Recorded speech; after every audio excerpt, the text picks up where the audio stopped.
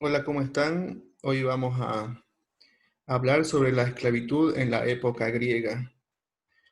Una práctica muy lamentable que la humanidad ha realizado para inferiorizar a muchas personas, haciéndolos trabajar exageradamente, em, sin pensar en el sufrimiento que podían ocasionar en ellos, ¿no? Desde ese punto de vista, a manera de introducción, hablaremos sobre la esclavitud en la antigua Grecia, ¿no? Específicamente en algunas ciudades netamente de Grecia, ¿no? Pero desde ese punto de vista, la condición del esclavo, ¿cuál era la condición del esclavo en la época griega, ¿no? Y aquí tenemos repintado algunos conceptos o ideas muy fundamentales dentro de este párrafo. Eh, los antiguos griegos consideraban, fíjense, escuchen bien, a los esclavos casi como una especie de ganado que se podía comprar, vender y utilizar para los trabajos más duros e ingratos. Qué lamentable, ¿no? Escuchar esto, que una persona sea considerado como si fuera un animal, ¿no? En la que se podía comprar, que se los podía vender, que se los podía utilizar para los trabajos más duros e ingratos. Esa era la vida del esclavo en la antigua Grecia. También los esclavos eran prisioneros de guerra, ¿no? O gentes que no pertenecían a los griegos y ellos les consideraban a los esclavos como si fueran bárbaros. Y además, parte de los esclavos eran ciudadanos griegos que habían perdido su libertad por dos motivos. Uno, por ser niños abandonados en lugares como los vertederos.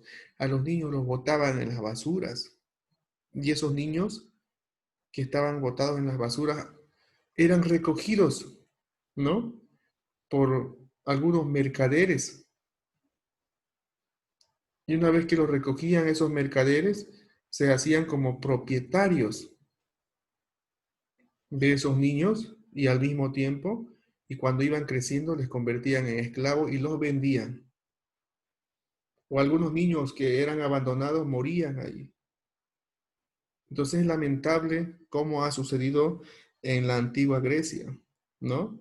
Mucha gente ha sido esclavizado y vendido para trabajos muy duros.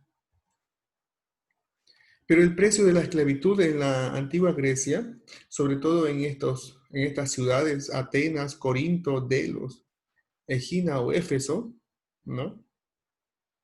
Se convirtieron en los principales centros de compra y venta de esclavos. Y el precio de los esclavos simplemente era el precio medio de un esclavo equivalía al salario que un obrero podía ganar en un año. Se los podía comprar y luego se los podía utilizar como ellos querían, a su antojo. Qué lamentable, ¿no?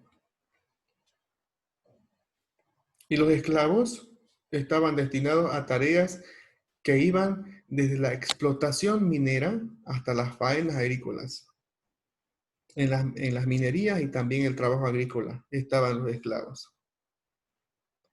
Y desde un punto de vista jurídico, el esclavo griego se consideraba una posesión material que formaba parte del patrimonio de su amo. Miren, era como algo, como un objeto más de un amo. Por eso un amo podía matar o mandar a matar a uno de los esclavos y no podía tener ninguna consecuencia, quiere decir, no le iban a hacer nada. ¿Por qué? Porque es de su propiedad.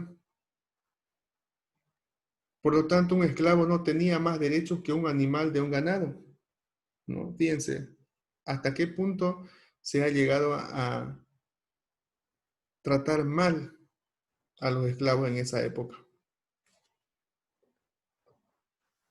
Pero la vida de un esclavo griego dependía mucho también del trato que le podía dar su amo.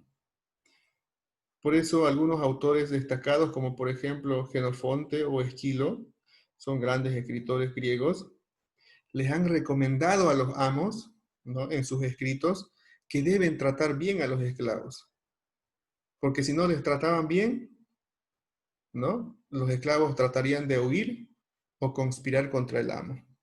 Y precisamente es aquí donde ha surgido la filosofía.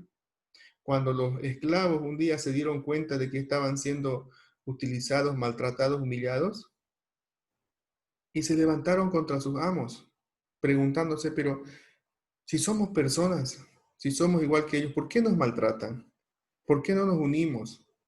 Cuando empezaron a razonar, a pensar de que la situación que estaban viviendo era difícil, ahí es donde ha surgido como tal la filosofía, ¿no? Por eso, en el mejor de los casos, los esclavos en esa época podían ser los maestros o nodrizas de los niños en las familias más ricas, pero en el peor de los casos podían ser mineros, ¿no? Y las condiciones de trabajo en las minas eran pésimas, por lo que la mayoría de ellos moría antes de los 2 años, fíjense. Y asimismo los esclavos también eran ayudantes en los hoplitas, en los prostíbulos, ¿no? O los convertían en prostitutos o prostitutas. También eran ayudantes de agricultores, de artesanos especializados y sirvientes domésticos. Y todavía esto quizás podría ser un trabajo no tan fuerte, pero fíjense, podían considerar al esclavo como si fuera un animal, una propiedad privada, y podían matar cuando ellos querían. A manera de conclusión, en la época griega el esclavo no merecía ni siquiera un nombre. Solo se conformaban con darle un apodo. Los amos simplemente le podían dar un apodo y punto. Desde ese punto de vista es importante entender que la concepción de esa naturaleza inferior que se les confería, es decir, a los esclavos se les consideraban como si fueran algo inferior, como si fueran una cosa, como si fuera parte de su propiedad para cumplir una misión, ya fuera desde la más denigrante a la más cualificada, pero siempre bajo la premisa moral y política de considerarles seres nacidos para ese fin, que sí, para ser explotados, para ser maltratados. Esa era la vida del esclavo. Y eso es lo que tenemos que nosotros romper. Eso es lo que nosotros tenemos que cambiar. No puede haber explotación del hombre por el hombre ahora, porque tenemos todos razonamiento y no tenemos que dejarnos explotar, no tenemos que dejarnos oprimir, porque somos libres, tenemos derechos, ¿no? Y repito, cuando el esclavo se ha levantado contra el amo, ahí es donde ha surgido la filosofía como tal. Entonces espero que este contenido haya sido de reflexión para todos, para mí, para ustedes, ¿no?